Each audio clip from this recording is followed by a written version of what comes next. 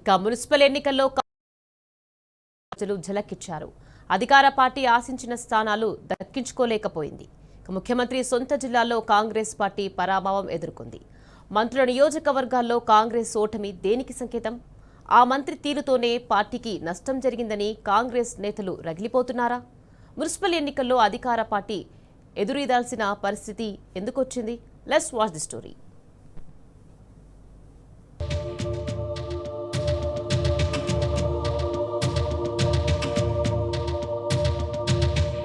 Municipal ఎన్నికలను Congress party అత్యంత ప్రతిష్టాత్మకంగా తీసుకుంది. 90% మున్సిపాలిటీలను కైవసం చేసుకోవాలని కాంగ్రెస్ నేతలు కంకణం కట్టుకున్నారు. మున్సిపాలిటీ వార్డుల్లో సైతం కాంగ్రెస్ జెండా ఎగురవేయాలని నిర్ణయించుకున్నారు.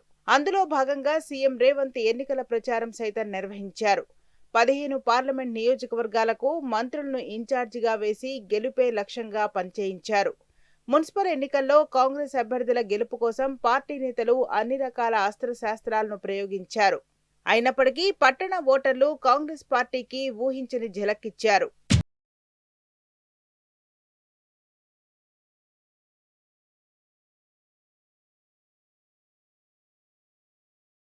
మున్సిపల్ ఎన్నికల్లో కాంగ్రెస్ పార్టీ కేవలం 52%కే పరిమితమైంది. ముఖ్యంగా మంత్రుల నియోజకవర్గంలో కాంగ్రెస్ పార్టీ ఓటమి చవిచూడటం నేతలను విస్మయానికి గురిచేసిందట. మంత్రి వివేక్ నియోజకవర్గంలోని కేతనపల్లి మున్సిపాలిటీలో కాంగ్రెస్ ఓటమి చవిచూసింది. మంత్రి వాకిటి శ్రీహరి నియోజకవర్గం అమరచింతలో కాంగ్రెస్ విజయం సాధించలేదు. మంత్రి పొంగులేటి శ్రీనివాసరెడ్డి ప్రతిష్టాత్మకంగా తీసుకున్న కొత్తగూడెం కార్పొరేషన్లో కాంగ్రెస్ ఘోర పరాభవాన్ని ఎదురుచూసింది. పొంగులేటి చీకొట్టిన సిపిఐ పార్టీ కాంగ్రెస్ కంటే ఎక్కువ స్థానాలు దక్కించుకోవడం మంత్రికి ఇబ్బందిగా మారింది. ఇక కాంగ్రెస్ ఎమ్మెల్యేల నియోజకవర్గాల్లో బీఆర్ఎస్ గెలుపు పొందడం అధికార పార్టీకి మింగుడు పట్టంలేదట. పాలకుర్తి ఎమ్మెల్యే యశస్విని రెడ్డి నియోజకవర్గంలోని తొర్రూరు ఎమ్మెల్యే మందుల శ్యామల్ నియోజకవర్గంలోని తిరుమలగిరిలో గులాబీ జెండా ఎగిరింది. ఎమ్మెల్యే మైనంపల్లి రోహిత్ నియోజకవర్గంలోని మెదక్లో కాంగ్రెస్ ఘోర పరాజయం పాలైంది.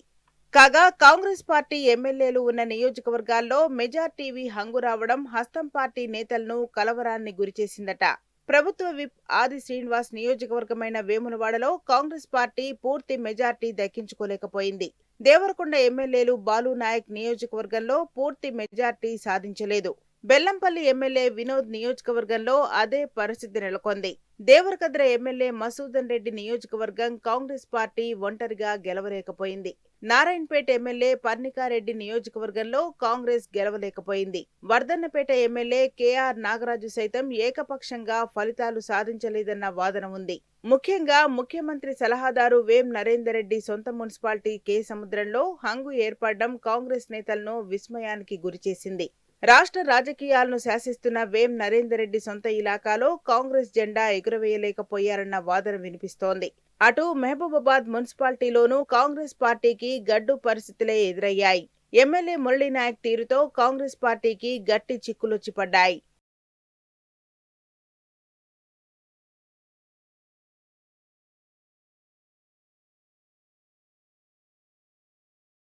అయితే ముఖ్యమంత్రి రేవంత్ రెడ్డి సొంత జిల్లాలోని కాంగ్రెస్ పార్టీకి ఎదురుగాలులు తప్పలేదు. 23 మున్సిపాలిటీలు, ఒక కార్పొరేషన్ ఉండగా అందులో 2 మున్సిపాలిటీలు మినహాయిస్తే 21 మున్సిపాలిటీ, ఒక కార్పొరేషన్లకు ఎన్నికలు జరిగాయి. దాంట్లో 8 మున్సిపాలిటీలలో కాంగ్రెస్ పార్టీకి ఎదురుగాలి వీచింది.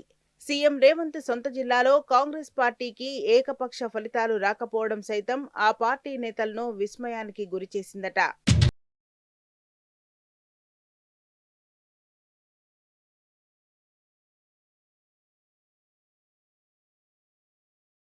మంత్రి పొంగులేటి శ్రీనివాసరెడ్డి ఒంటెద్దు పోకడల వల్లే కాంగ్రెస్ పార్టీకి నష్టం జరిగిందన్న భావనలో నేతలున్నారట.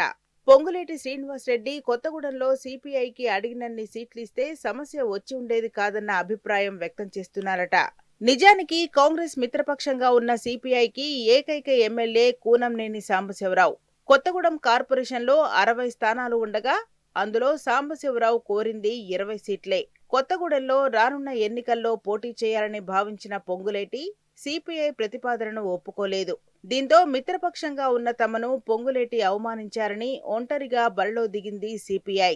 20 సీట్లు అడిగిన సిపిఐ ఇప్పుడు 25 పైగా స్థానాల్లో కాంగ్రెస్ కంటే ఎక్కువ గెలుపొందడం రేవంత్ను సైతం విస్మయానికి గురిచేసిందట. కొత్తగూడెంలో కాంగ్రెస్ సిపిఐ పార్టీ సహకరించకపోవడంతో రాష్ట్ర వ్యాప్తంగా మెజార్టీ నియోజకవర్గంలో ఆ పార్టీ అధికార పార్టీతో బ్రేకప్ చెప్పింది. దీంతో రాష్ట్ర వ్యాప్తంగా మున్సిపల్ ఎన్నికల్లో కాంగ్రెస్ పార్టీకి తీవ్ర నష్టం వాటిల్లిందట. వీటన్నిటికీ కారణం పొంగులేటి శ్రీనివాసరెడ్డి అన్న భావనలో కాంగ్రెస్ నేతలు ఉన్నారట. ముఖ్యంగా ఇదే వివేక్ వెంకటస్వామి, వేం నరేందర్ రెడ్డి, ఎమ్మెల్యే బాలు నాయక్, ఎమ్మెల్యే మురళీ నాయక్ సహా హంగొచ్చిన మున్సిపాలిటీల ఎమ్మెల్యేలు రగిలిపోతున్నారట. పొంగులేటి తీరుతోనే కాంగ్రెస్ మున్సిపల్ ఎన్నికల్లో కష్టాలను ఎదుర్కొంటున్న భావనలో ఉన్నారట.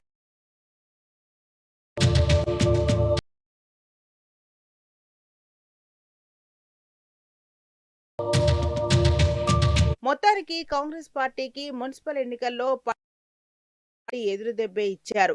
కామ్రేడ్లతో పెట్టుకోవడంతోనే తమకు ఇబ్బంది అయిందన్న భావనలో అధికార పార్టీ నేతలు ఉన్నారట. పట్టణ ఓటర్లు కాంగ్రెస్ పార్టీకి ఆ స్థాయిలో ఝలకిస్తే ఇక గ్రామీణ ప్రాంతాల్లో పరిస్థితి ఎలా ఉంటుందో అన్న టెన్షన్లో ఉన్నారట అధికార పార్టీ నేతలు. జెడ్పీటీసీ, ఎంపీటీసీ ఎన్నికలు నిర్వహించేందుకు సిద్ధంగా ఉన్న ప్రభుత్వం మున్సిపల్ ఎన్నికల ఫలితాలతో ముందడుగు వేస్తుందో లేక మరికొంతకాలం నానుస్తుందో చూడాలి.